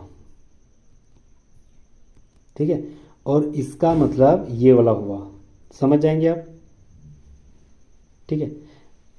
इसका मतलब ये, इसका मतलब ये, इसका मतलब ये, ठीक है, का आशय डेट डाउन है, मतलब इसका कहाँ गया जी, कहाँ मिस्टेक किए, ये जो है इसका मतलब ये हुआ टोटल कमान, टोटल कमान, सॉरी टोटल कमान, ये वाला और ये वाला काम मिला नहीं पाए। अब बोल रहा है कि ये इसका मतलब यह होगा, ये वाला डाउन हीज गोस, ठीक है। अब बोल रहा है ये हो गया आपका बिजी नॉरो, जीपी का मतलब हो गया डेड डाउन ही, ठीक है, ये हो गया। अब हम लोग निकालना है क्या, ये हम लोग को निकालना है कि गोज का मतलब क्या हो जाएगा। देखिए गोज कहाँ है, एगो यहाँ है गोज, इसका मतलब, इसका जो है मतलब क्या क्या था, एगो नरो था, एगो बसी था, एगो मीट था, यानी नरो हो सकता है या बसी हो सकता है या मीट हो सकता है, तीनों में से कोई एक होगा, नरो, बसी और मीट, यानी नरो बसी। ये तो पहला ही ऑप्शन नंबर 3 कट जाएगा, कटी तो है नहीं। देखिए डाउन कहाँ कहाँ है, यहाँ डाउन है, यहाँ भी डाउन है, इसका मतलब यहाँ भी, यहाँ जो है डाउन का मतलब एगो नरो है, तो यहाँ भी नरो है, मतलब डाउन का मतलब नरो हो गया, तो नरो भी कट जाएगा। अगला बोल रहे हैं ही, एगो ही कहाँ कहाँ है, एगो ही कहाँ है, एगो यहाँ है, एगो ही का मतलब यहाँ दोनों में से, ये इसमें से और इसमें से क्या मैच कर रहा है, तो इसमें से मैच कर रहा है क्या, तो बसी क्या मैच कर रहा है, ही का मतलब मीट, मीट इसमें भी है, और बसी, नरो, जप्पी, जप्पी, जरो, नरो तो यहाँ मैच कर रहा है, तब तो कट्टी उधर हो जाएगा, ठीक है। तो एगो बसी, नरो का मतलब बसी हो गया, तब बसी एगो मैच कर रहा है, ठीक है, बसी एगो मैच कर रहा है, यहाँ भी बसी है, यहाँ भी बसी है, ठीक है, यहाँ भी बसी, यहाँ भी बसी, यानी बसी तब नहीं होगा, बचेगा सिर्फ गोज। गोज का मतलब क्या हो गया, तब मीट हो गया, ऑप्शन नंबर 2 राइट आंसर हो जाएगा। नेक्स्ट आते हैं, देखिए एक फोटोग्राफर की ओर इंगित करते हुए विपुल ने कहा कि वह मेरे दादा के एकमात्र पुत्र यानी मेरे पापा, उसकी पुत्री यानी मेरी बहन, तो वह पुत्री हमको क्या बोलेगा, भाई बोलेगा, ऑप्शन नंबर 2 राइट आंसर हो जाएगा, उसकी पुत्री हमको भाई बोलेगा ना। अगला सवाल देखिए, 5 का स्क्वायर, 5 का क्यूब करेंगे तो 125 में 3 जोड़ देना, 3 का क्यूब करेंगे 27, 3 जोड़ देंगे, 1 का क्यूब 1 ही और 3 जोड़ देंगे 4, 7 का क्यूब होती है 343 और 3 जोड़ देंगे तो 346 होना चाहिए ना, तो यहाँ 352 है, तो ये तीसरा वाला गलत है, ऑप्शन नंबर 3 राइट आंसर हो जाएगा। चलिए अगला सवाल, 6 मित्र ABCDEF एक वृत्त के केंद्र की ओर मुख करके बैठा हुआ है, 1 2 3 4 5 6 इतना बैठा हुआ, ठीक है। अब यहाँ पर क्या बोल रहा है कि B जो है ना वह F और C के बीच में है, B है जहाँ भी है वह F और C के बीच में बैठा हुआ है, A जो है A E और D के बीच में बैठा हुआ है, यानी E और D के बीच में, E जहाँ भी है और D जहाँ भी है उसके बीच में कौन है, A। अब बोल रहा है कि F D के ठीक बाईं ओर है, मतलब D तब यहाँ हो जाएगा, यानी D यहाँ है तो E कहाँ हो जाएगा, यहाँ हो जाएगा, और बीच में कौन हो गया, A। बस आंसर निकल गया, जो भी सवाल करेगा। A और F के बीच में कौन है, A और F के बीच में कौन है, D है, ऑप्शन नंबर 1 राइट आंसर हो जाएगा। चलिए अगला सवाल आते हैं, हाँ देखिए 87, यहाँ देखिए 87, उसके बाद 90, 87, हाँ यहाँ देखिए 87 में हम लोग अगर हम 3 घटा देंगे तो 84, मतलब 87 में 3 घटाए 84, 84 में 3 घटाए तो 81, 81 में 3 घटाएंगे तो 78, लास्ट वाला 78 होगा, 78। फिर यहाँ देखिए 90 में 2 घटाए तो 88, 88 में 2 घटाएंगे तो 86 हो जाएगा, मतलब 86 और 88 right answer, option number 3। Next आते हैं, देखिए यहाँ देखिए 1 का 2 कर दिए, यानी 1 को अगर हम 1 से गुना किए हैं यानी 2 गुना किए हैं, सॉरी 1 को हम लोग 2 गुना किए हैं प्लस 0 जोड़ दिए तो 2 हो गया अगला वाला। फिर 2 को हम लोग 2 गुना किए प्लस 0 पहला था ना, अब 1 जोड़ेंगे तो कितना हो गया 5। फिर 5 को हम लोग 2 गुना करेंगे, फिर अब हम लोग 0 1 अब 2 जोड़ेंगे, 5 दूनी 10 2 12 हो गया। फिर 12 को हम लोग अब 2 गुना करेंगे, फिर हम लोग अब 3 जोड़ेंगे तो 12 दूनी 24 और 3 27 हो गया। फिर 27 को अगर हम लोग 2 गुना करेंगे तो 27 दूनी 54 और 4 जोड़ देंगे तो 58 हो जाएगा। फिर 58 को हम लोग 2 गुना करेंगे तो 8 दूनी 16 और 5 दूनी 116 और हम लोग 4 और 5 जोड़ देंगे यानी 121 हो जाएगा। देखिए ऑप्शन नंबर 1 में मैच कर रहा है। ठीक है, नेक्स्ट आते हैं। राजेश पहले रविवार को मुझसे मिलने आता है। ठीक है, पहली बार वह 6 बजे आया, फिर 6:50 बजे अगली बार आया, फिर 8 बजे आया। ठीक है, तथा पुनः अगली बार जो है वह 8 बजे आ गया, फिर 9:30 में आया। तो बोल रहा है कि अगली जो है अगली बार कितने बजे आएगा। देखिए यहाँ का डिफरेंस कितना है 50 मिनट। ठीक है, 50 मिनट मान लेते हैं इसको 7 तो 8 मतलब 60 और ये हो गया आपका 70 मिनट। यहाँ का डिफरेंस कितना है 70 मिनट। इसको आप मान लेते हैं 8 और 1 9 60 मिनट और इधर 30 यानी 90 मिनट। देखिए 50 मिनट 70 मिनट 2 बढ़ा 20 बढ़ा, फिर 20 यहाँ बढ़ा 90, फिर तो अगला बढ़ाएंगे तो 110 मिनट हो जाए ना। तो 930 में हम लोग 110 मिनट बढ़ा देंगे, तो 110 अगर हम लोग बढ़ा देंगे तो 110, तो इसमें तो एगो 60 भी है और एगो किसमें इसमें कितना है 50 भी है। 60 और 50, 60 मिनट को 1 घंटा बदल देते हैं तो ये हो गया आपका 10 घंटा और इधर हो गया 30 घंटा, 30 और 50 यानी 80 मिनट। फिर 80 मिनट में को 60 है ना, यानी 11 बजकर और यहाँ 20 बज गया तो 11:20 ऑप्शन नंबर 1 राइट आंसर हो जाएगा। बहुत ईजी सवाल था। नेक्स्ट आते हैं। चलिए ABCD में 6 परिवार दिया गया है, सदस्य सारे हैं। ठीक है, ये सारा दे दिया गया। बोल रहा है 86 तक हम लोग को ज्ञात करना, 86 सब बना लेते हैं। ठीक है,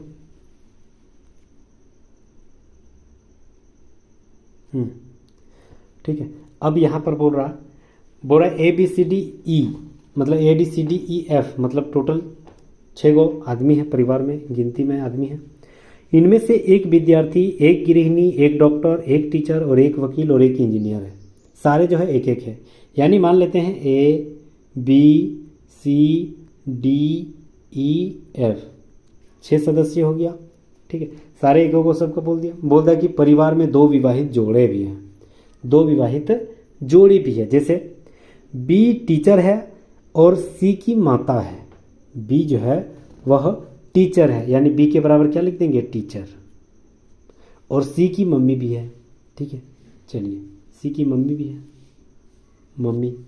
अब बोल रहा है कि D C की दादी है और गृहिणी है। D क्या है, D आपकी D एक की गृहिणी हो गया, गृहिणी, और D एक दादी है यानी ये फीमेल हो गया, D फीमेल हो गया। ठीक है, याद रखना D फीमेल हो गया। ठीक है, D गृहिणी है। अब बोल रहा है कि F वकील है और A का पिता है। F जो है ना वह वकील है, यानी F क्या है, एक पुरुष है मेल और यह एक वकील है। ठीक है, चलिए यहाँ तक समझ गए। अब आगे बोल रहा है कि C A का भाई है। C जो है वह A का भाई है, C A का भाई है।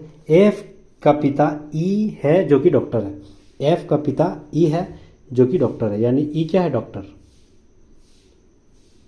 ठीक है, तो सिर्फ बच रहा है आपका A।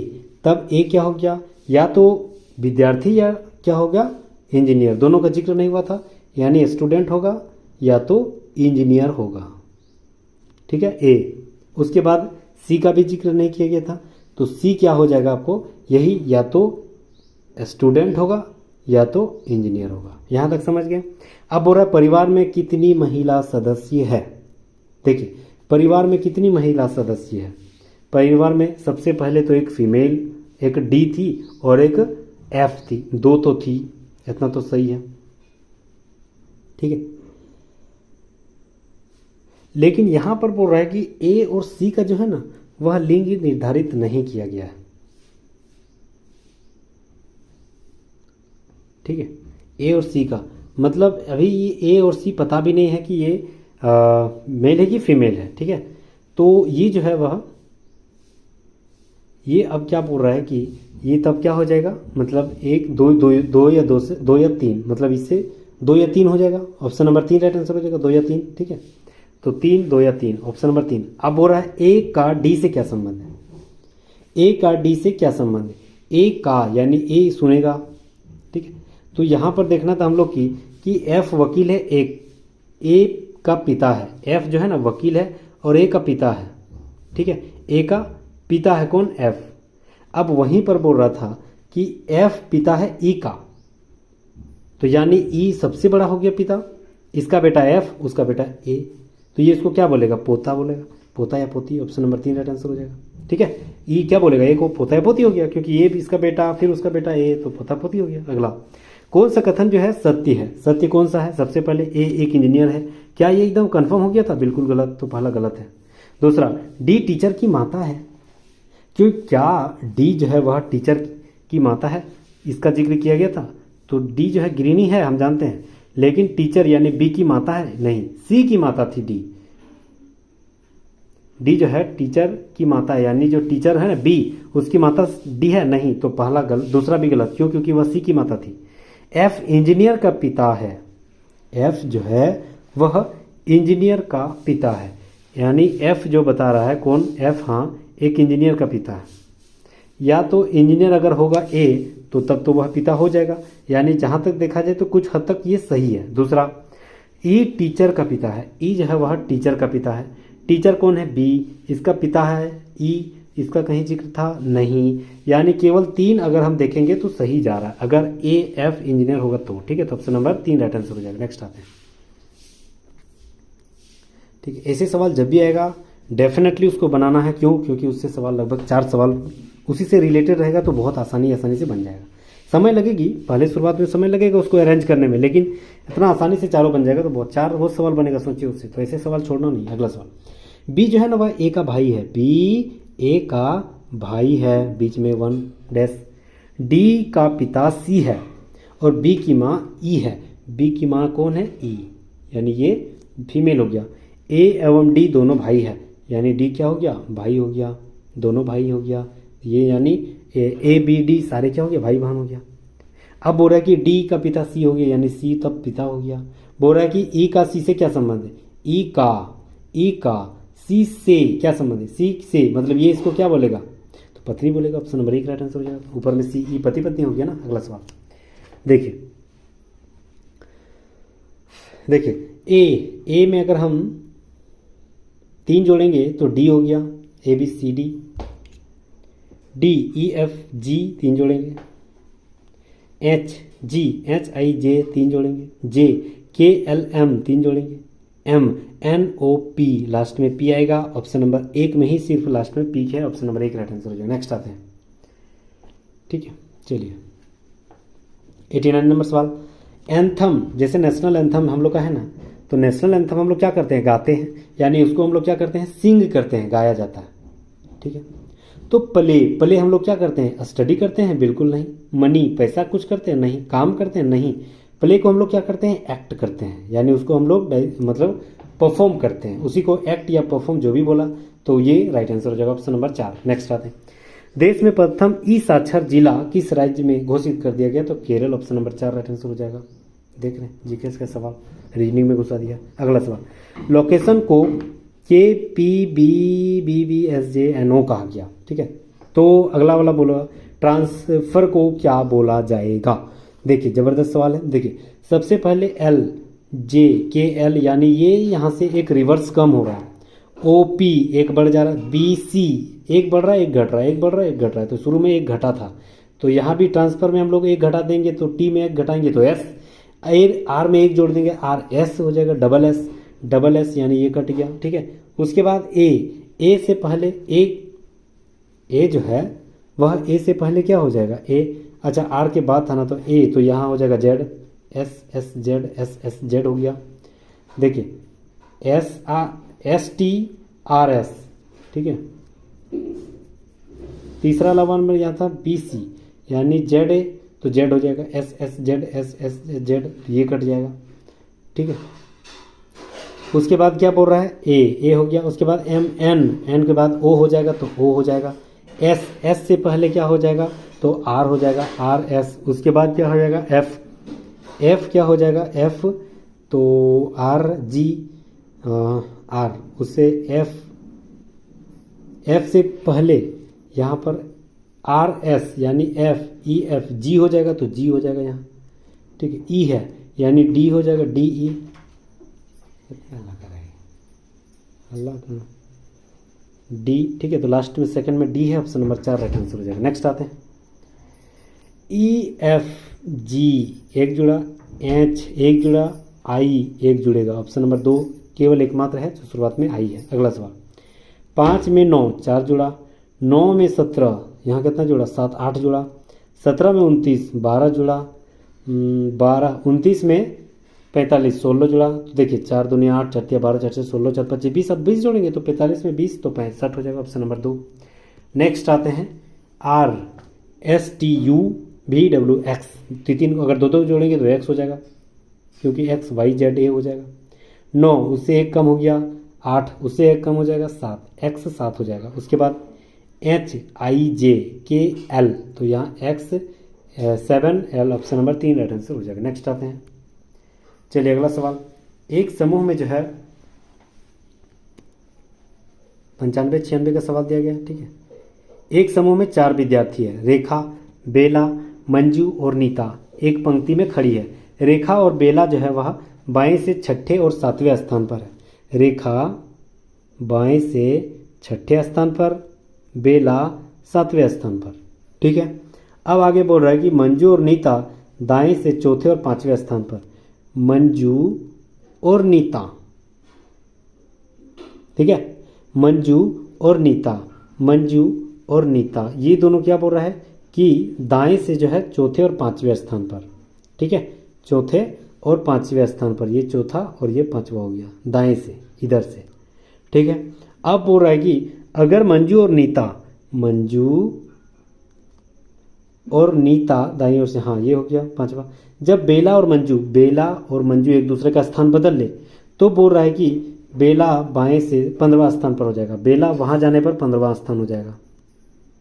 ठीक है, 15 जाने, ये इधर से चौथे स्थान पर था, टोटल हो गया 15 और इधर और कितना बचेगा 3 ना, तो टोटल हो गया आपका 18, यानी टोटल में 18 आदमी है। ठीक है, अब बोल रहा है कि रेखा के दाएं से क्या स्थान हो जाएगा, रेखा दाएं से क्या स्थान हो जाएगा।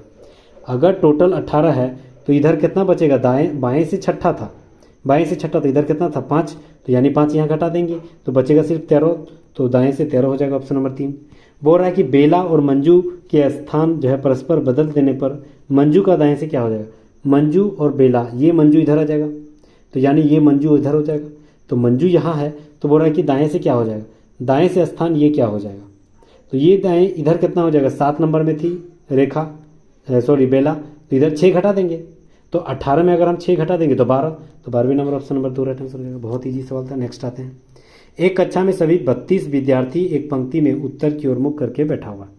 आकाश दाएं छोर से 12वें स्थान पर, ठीक है, जबकि प्रिया बाएं छोर से 18वें स्थान पर। प्रिया, ठीक है, आकाश और प्रिया के बीच में कितने लोग हैं, देखिए सबसे पहले टोटल कितना है 32, यानी 32 में हम लोग पहले क्या घटाएंगे 18 घटाएंगे, फिर क्या घटाएंगे 12 घटाएंगे, तो ये माइनस माइनस प्लस हो गया, इसमें जोड़ देंगे 30 हो जाएगा, माइनस हो जाएगा, इधर हो जाएगा 32 में 30 जोड़ देंगे तो 2, ऑप्शन नंबर 1 राइट आंसर हो जाएगा। नेक्स्ट आते हैं, यदि गण को 42 का, देखिए गण GUN होती है, G7 यानी G 7 नंबर में आता है, USTU यानी ये 21 नंबर में, N होती है आपका JKLMN 14 नंबर में, यानी सारे को जोड़ेंगे 4 और 1 5 7 12 यानी 2, इधर हो गया 2 और 1 3 और 1 4 42, यानी टोटल को जोड़ देंगे तो 42 हो जाएगा। वैन को उसी तरह हम लोग जोड़ देंगे VEIN STUV, यानी भी कितना में आता है TUV 22 नंबर में, E कितना नंबर में आता है 5 नंबर में, I कितना नंबर में आता है IJ 9 नंबर में, और N आता है 14 नंबर में। ठीक है, सबको जोड़ देंगे, 9 और 4 13 हो गया, 13 और इधर 5 18, 18 और 2 1, 18 19 20 2 गो बच गया 3 और इधर हो गया आपका 4 5, यानी हो गया आपका टोटल का मान 50। ऑप्शन नंबर 2 राइट आंसर हो जाएगा। नेक्स्ट आते हैं, चलिए बॉटमस का ज़बरदस्त सवाल। सबसे पहले 5 लिखेंगे, भागा, यहाँ भागा दिया है तो बोल रहा है भागा का अर्थ हमें प्लस लिखना है, यानी प्लस लिखेंगे। फिर यहाँ 5 तो यहाँ 5, फिर प्लस, यहाँ बोल रहा है प्लस का अर्थ माइनस लिखना है तो माइनस लिखेंगे। फिर 10, फिर गुना, यानी गुना का अर्थ फिर हम लोग भागा लिखेंगे, यानी भागा 10। ये 10 से 10 कटे जाएगा, ये हो जाएगा आपका 5 + 5 - 1, इसे हो जाएगा। ठीक है, 5 5 जुड़ जाएगा 10 और 1 घट जाएगा 9। कहाँ मिस्टेक हुआ है, कहीं मिस्टेक हुआ देखते हैं। सबसे पहले फिर से बनाते हैं, सॉरी 5 पहले हम लोग लिख लेते हैं क्या क्या संख्या है। 5 5, अच्छा 3 को 5 था, 10 और 10। ठीक है, यहाँ पर भागा है तो भागा की जगह प्लस लिखना है, यहाँ प्लस है प्लस की जगह माइनस लिखना है, यहाँ माइनस है माइनस की जगह गुना लिखना है, यही चीज़ नहीं लिखा थे। गुना है गुना की जगह भागा लिखना है, गुना ऐसे। इसको काट देते हैं, 1 5 एकम 5 हो गया, यानी ये हो गया आपका प्लस 5 एकम 5 माइनस प्लस खत्म किया, बचेगा सिर्फ 5। ऑप्शन नंबर 3 राइट आंसर हो जाएगा। नेक्स्ट हम लोग आते हैं अगला सवाल और अंतिम सवाल।